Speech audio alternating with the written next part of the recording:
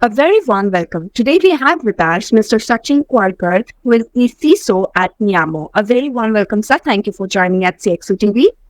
Thank you so much, Urmi and CXOTV. Very good morning to everyone.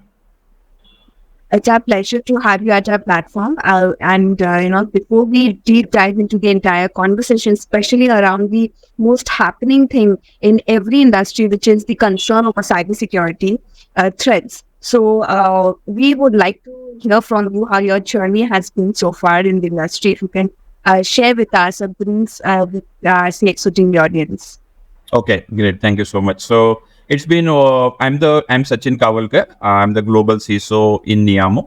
Neeyamo is a global payroll organization. We deal with a lot of the HRO services, primarily payroll, background screening, end-to-end HR services. We have our presence more than 35 plus countries, and we are catering more than 120 plus customers across the globe. So I'm currently managing or leading the position of as a global CISO, head of cybersecurity, data privacy, various audits and compliances in Neeyamo. Over last 20 years, it's been a wonderful journey. Every day it's a learning in the information security because the threats are coming, new things are coming up in the market, tools and technology are getting built up to protect, safeguard the data from the various threats, risks which are arising. And it's a very wonderful journey to implement the various compliances, to learn the various the regulations across the industry. The things are improving, the changing, the threat landscape is changing. So it's been a good journey, and definitely I'm enjoying every day to learn more, to implement, and to make sure that yes, the data has been safeguarded. We have a good protection across the layers, across the domains, and thereby we are committing to the customers that yes, the information security and compliances are in place. Yeah. I think absolutely we agree to what you say, and definitely it's a continuous process of learning because of the huge amount of transformations, technological leverages that are happening every day, in fact. So on that note itself, if you'd like to understand that in your experience, what are the top cybersecurity challenges, especially that organizations face today, and how do you think that could be addressed? So I would not say these are the only 5 challenges, but there are yes various challenges. As I mentioned, the threat landscape is changing. The new threats which are arising, the new technologies are evolving. If you see the Chat GPT is a recent example. It is a very good the tool which probably most of the organizations are using. But at the same time, they are also getting compromised. So data which is getting uploaded, which is getting used, is also getting compromised. So I would say nothing is safe. So more and more the technology will grow, more and more the threats, the weaknesses, the gaps, definitely which are getting attacked by the hackers, and probably the risk is increasing. But I would say the complexity of the network is getting more increased. People are shifting from the on-premises to the cloud environment. To stabilize and to reach it to the maturity level, it really takes a time, because when you are shifting everything from one environment to another environment, definitely it will take a lot of efforts. And starting from the step zero, you need to make sure that everything is properly designed, structured, all the tools, technology, security components are implemented, and then we are taking that journey ahead. So complexity of the networks. The second parameter, I would say the softwares which are getting used now, supply chain security, software supply chain security, we call it as. So definitely when the organizations are utilizing the products which are getting from the outside, the dependency on the third parties, the business partners, your vendors, who are supporting to the IT environment, that is something which is the third component or a parameter. The understanding about the cybersecurity framework, skill set, awareness. Definitely people need to learn more that what exactly the need of business, what environment they are, what is their business talks about. And then accordingly, they need to take that journey ahead. So definitely constant learning and awareness on the issues, the technology, the risk, the threats that need to be understand more. And the fifth one will be definitely the regular audits and compliances, risk assessments, whether it's a technical risk assessment, your environmental or facility specific risk assessment, people specific risk assessment. It should be a constant journey to assess that what are the gaps in our current environment, how we can remediate those gaps, and how we'll make sure that we are more compliant. So these are the top 5 in my perspective. But yes, definitely there is a huge list of the what I can say the challenges which most of the organizations are facing. On the other side, the new laws are coming, regulations are coming up. There is no awareness to the people or organization that what exactly they need to, what is applicability, what is the scope of my environment, what I need to implement, and how I need to take it in. But definitely, yes, the consultants or the audit organizations are helping to grow and build more strong. Right, sir. So while we actually are discussing about cybersecurity, I think currently data has been the fuel, and protecting that data is the major concern. So could you share and also provide some insights into your approach as to how do you manage and secure this sensitive data, especially in industries which actually deal with this sensitive information, where it becomes very important to protect the informations of the customers and users. Correct, correct. It's a very good question, Urvin. Data, when we talk about a data, now there is a huge data because we are currently, since we are transforming towards digitalization, everything is going to be digitalized, everything is online. Now, definitely, yes, data is traveling. Now, when we say data is traveling, what data is traveling? What are those crown jewels of my organization? When we talk about crown jewels, means definitely yes, what is the most sensitive or confidential data which I need to protect? See, we cannot protect every data because then it will be huge investment, resource, everything, efforts. Right. So I need to understand first what is the criticality of my data, what data I need to safeguard, what I need to protect. And then accordingly, starting from the data which is at a rest, which is residing in your environment, the data which is traveling across, where it is traveling, how it is traveling, who are the people who are accessing that data, access management, which is a very important part. Who are the people, inside people, outside people, maybe your business partners who are accessing that data. What type of environment, whether they are accessing that data. Now, because of COVID, a lot of the people, they are working from home, they are working remotely. We don't know that in which environment they are working. Do they have a safe environment to, again, protect and safeguard and to maintain the privacy of that data? Do they have the right set of controls from wherever they are operating? Probably someone is on the sitting in the coffee shop and then attending the meetings. We don't know what type of the data he will be accessing that particular point of time. Someone is traveling in transit, probably he is accessing some information. Or maybe your vendors and partners, you don't know whether they have the right set of controls in their environment, maybe on a system level, network level, application level, to make sure that the data has been safeguarded. So there are various types of the requirements which we need to look into, starting from what type of data you need to protect, where that data is traveling, wherever that data is flowing. It is just like a water, starting from the tap to the end, the source. You need to make sure that wherever it is traveling, you have a proper set of controls available. So on the network security part, on the application security part, even if for some time, if for some industries there is a need to take the printouts, you need to submit it to authority, to the government agencies. Is that hard copies which are getting submitted, are they really safeguarded or not? They are safe or not? So these types of controls which we really need to look into. But since most of the things are now on the technology front, they are online, we need to mostly look into the type of data, the controls implemented on that part, and then yes, what are the various accesses to the data. Certainly, as you mentioned. In fact, a while back, where you were mentioning about how with the advancement of so much of technology, the threats remain. You can't really completely ease out that gap between protecting those data and the amount of threats that are coming up. So given this evolving landscape of cyber threats, what strategies as a CISO or you think and methodologies as well as to how do you ensure to proactively identify and mitigate those potential risks? Yeah, correct. So I would start from first thing is you need to understand your business environment, what type of data you are accessing. Once that is finalized, the scope and the boundaries of your data and criticality of the data, then second thing will be where the data is traveling, where the data is getting accessed.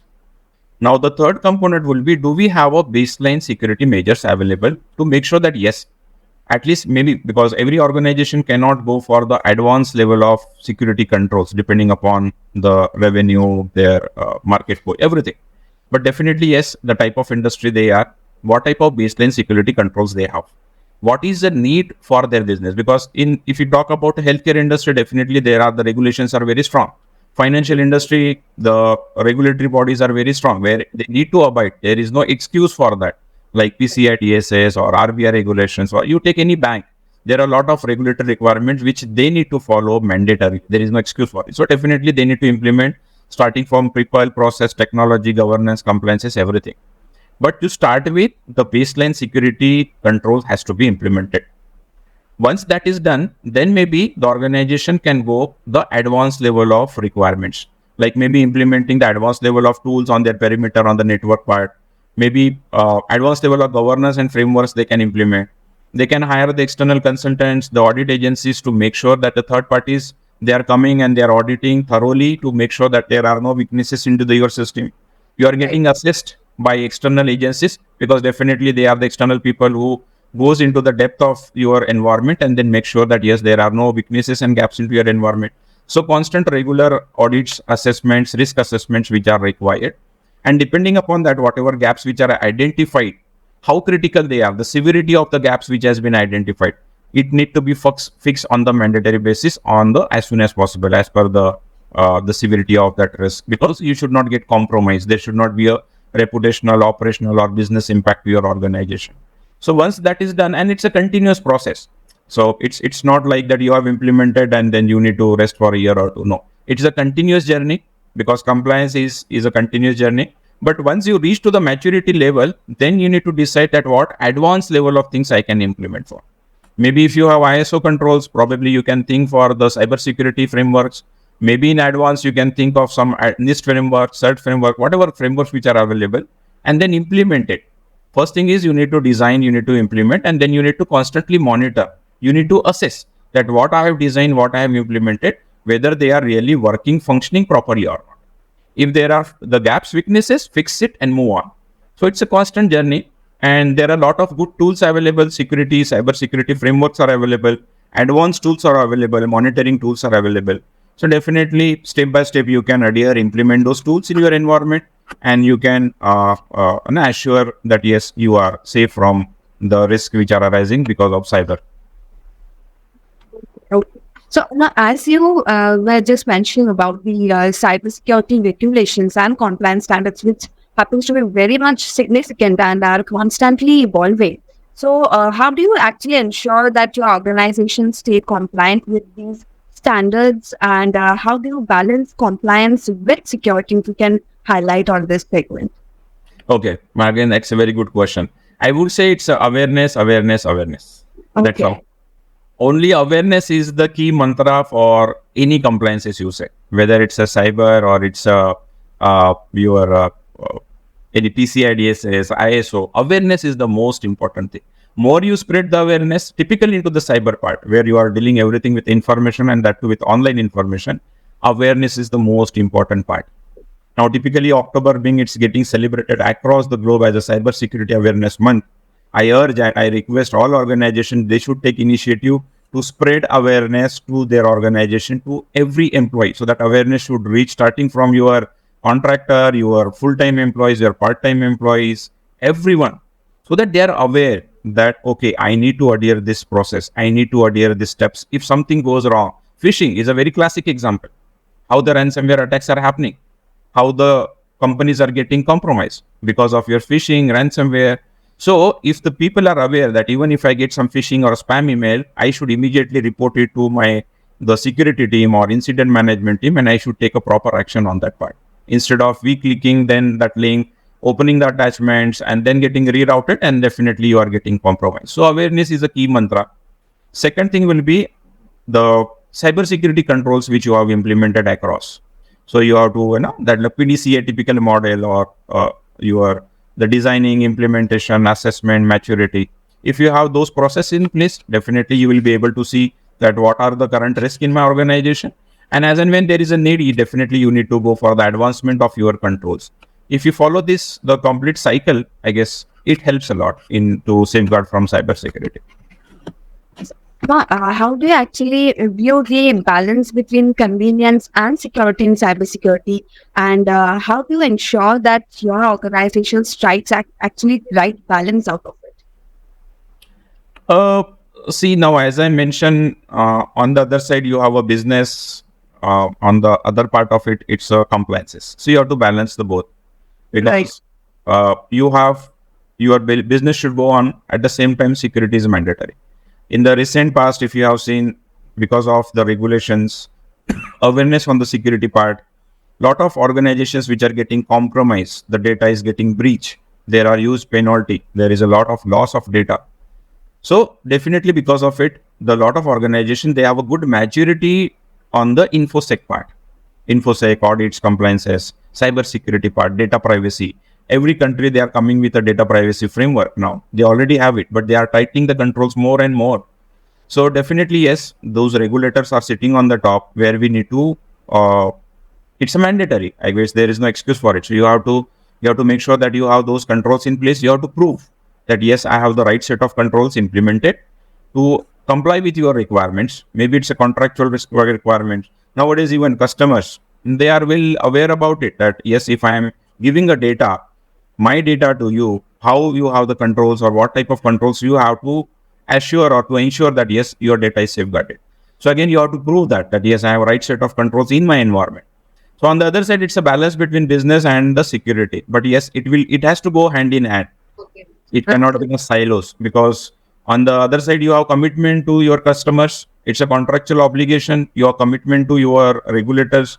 The inspections are on the regular basis, and definitely to prove that, you have to make sure that yes, the cycle of your compliance is running, and then you have the standards and compliances in place. It needs to work parallelly altogether. Moving further, we would like to know, like, what emerging technologies or trends in the field of cybersecurity do you think, with your perspective, most intriguing, and how might they impact the industry in the coming years? Now, if you see the graph of cybersecurity, now it's constantly increasing. It is getting more smarter and smarter. Right. Now, the Chat GPT, as I gave the example in the start, it has been built with a very structured or the secured way. But definitely, yes, there were some loopholes, some weaknesses which got identified, and because of which they are also getting compromised. So, from my perspective, I would say the network, you need to make sure that you have the strongest controls of your frameworks, and you have implemented, you have measured those controls, and you have the confidence on those controls that yes, at any given point of time, they are working fine. Now, starting from your network part to the application part. Now, if you have softwares which are getting in-house developed, or you are using some third-party softwares, you need to make sure that what softwares you are utilizing and the what data they are consuming to provide the services, they have been built to the utmost security level. So network and application, these are the most strong area of your environment. And then definitely, yes, the perimeter periphery controls like your awareness, your constant risk assessment, third party security assessments, your vulnerability assessment reports, your threat management specific, the tools and components which you are using, constantly evaluating yourself to make sure that yes, what I have implemented is properly working or not. So applications which are sitting on the network part, which are getting hosted into the network, they need to be make sure that yes, they both are very strong in terms of security. Starting from the design phase till you are the delivery phase, they has been properly strong. Like there are a lot of good frameworks for hardening of your network devices. There are a lot of good tools for hardening of your, or rather your software development life cycles are getting properly followed. They are getting assessed by a lot of good tools. So there are a lot of VAPT tools which are available, which are finding every corner of your application software code to make sure that yes, your codes are properly strong. And then with that, as I mentioned, you should have a right set of the standard operating processes, the awareness to the people that yes, they are following what you have written, what you have designed, which is a right way of doing the things. And then constant education and awareness to the people to continue with that compliance journey. I guess definitely it will lead to, or maybe to give the guarantee that yes, you are on the right path. Right. As you were mentioning about, the technological advancements, like we are using this increasing amount of ChatGPT currently. Along with that, we see that there is an increasing prominence in the technologies such as artificial intelligence and machine learning, especially in cybersecurity. So, how do you exactly see that these technologies are actually shaping the future of the cybersecurity practices? Yeah. A very good question. So the artificial intelligence or machine learning, definitely they are going to create a complete change into this threat landscape. The way the things are getting analyzed, the way the things are getting articulated, the way the things are getting collected, analyzed, and then probably they are giving the right outcome. Now, in the security domain or infosec domain, it is always like we need to prevent. Detection is yes, definitely, but we need to prevent. So we need to make sure that whatever comes as a part of the threat analysis, we are safeguarding today only at a right point in time. So this AI and ML, they are so cleverly doing this analysis that they are generating the dashboards which probably would be impacting the organization. So a lot of the tools which are available, which are sitting on your perimeter, which are sitting on the perimeter of your network at organization level, they are constantly checking the data analysis. They are constantly evaluating that what is the source of data, why it is coming to my organization, is there any risk associated with that? And with that intelligence part associated, the engines which has been created, those engines are generating this dashboard. So probably it is giving you the sign that yes, there is something wrong probably going to happen to your organization. This is an alert and a flag which has been raised. Please immediately take a action and safeguard yourself. So a very classic example, if you have a chest pain, immediately if you rush to the doctor, definitely he will say, we will do the ECG, we will do some scan, and you will give the immediate medicine for that. Rather than you don't have any sign and you don't have any alerts, and then probably it may be fatal for the organization. So this is what it is going to play a very, very important role. Currently as well, lot of the companies, they are doing this analysis that how better these tools can be utilized in the security domain to make sure that we are safeguarding the cyber risks which are arising. And it is going to play a very important role. It is very useful as of today. A lot of organizations, it has been proved that yes, these tools are very useful for them to safeguard from the threats. All right. So, looking ahead, how do you think that what would be the top tech focus areas and the future? You have already mentioned how it's going to uphold in terms of AI and ML. But apart from those tools or technologies, if there is further more to that, you can share an insight. Yeah. So as I mentioned, and since now everyone is using the cloud. Now, cloud is the platform where everything is getting used, starting from the small scale to the highest the organizations. Now, since this data is getting migrated or data is hosted on a cloud, there are a lot of good tools which are available at every layer. Now, first thing is we need to have a right skill set. We need to have that right vision of what my organization is. The growth path of your organization, definitely you need to understand that where I will be after 5 years, because this is something, the readiness you need to create now only.